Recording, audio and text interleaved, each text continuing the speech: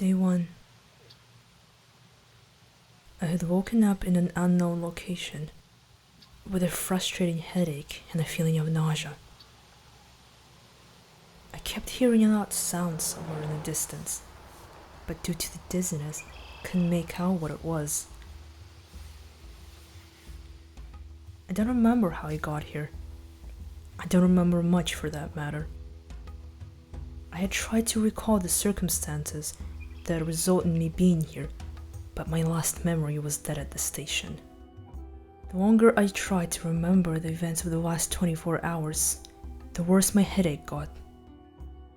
I fear there might have been a crash landing involved, which resulted in some form of brain injury. That could explain the headache.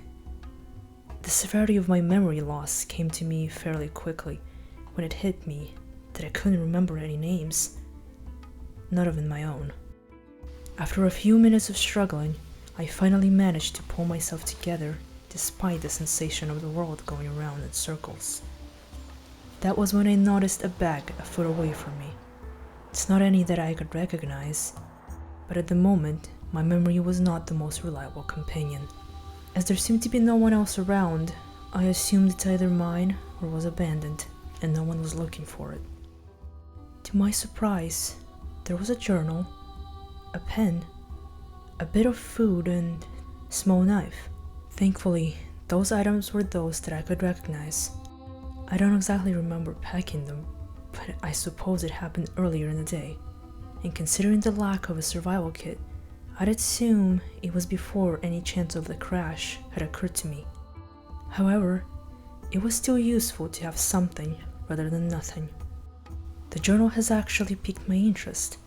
I'm pretty sure I wrote in it before, so it might help me remember something. However, to my misfortune and shock, it was empty, except for the first page where I wrote my name. It was ripped in the middle, leaving a single letter for me to see. M. I suppose that would do for now. I put everything back in the bag and have made a decision to get going. My main hope landed on the idea to try and find my ship, as judging by my current location, I might be quite far from civilization with sufficient supplies and shelter. My ship, on the other hand, might still have the equipment that I could use to call for help. I don't think that I might have wandered off too far after the crash. However, there was absolutely no sign of it. My guess is in my attempt to get closer, I might have unconsciously wandered away from it, kept walking. The noise never went away, but my headache eventually did. It finally hit me that the noise I heard might be moving vehicles, or some other sort of machinery. In any case, it was my way out. I began to walk in the direction of the noise, but no matter how long I walked for, the noise seemingly stayed at the same distance. I began to think that it might have just been a hallucination caused by my state, or possibly something worse.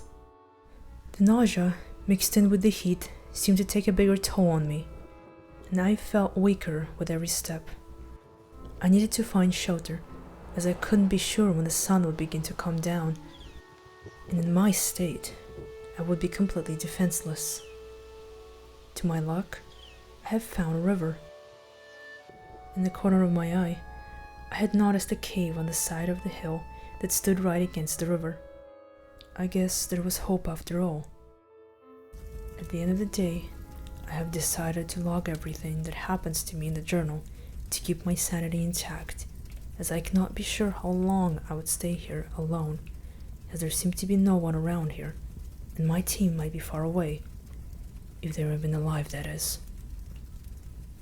And with me not having a proper explanation, I cannot be sure that the events of today would not be forgotten tomorrow.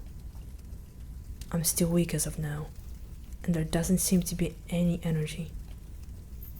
But hopefully, after a night of rest, I'll be ready to keep going.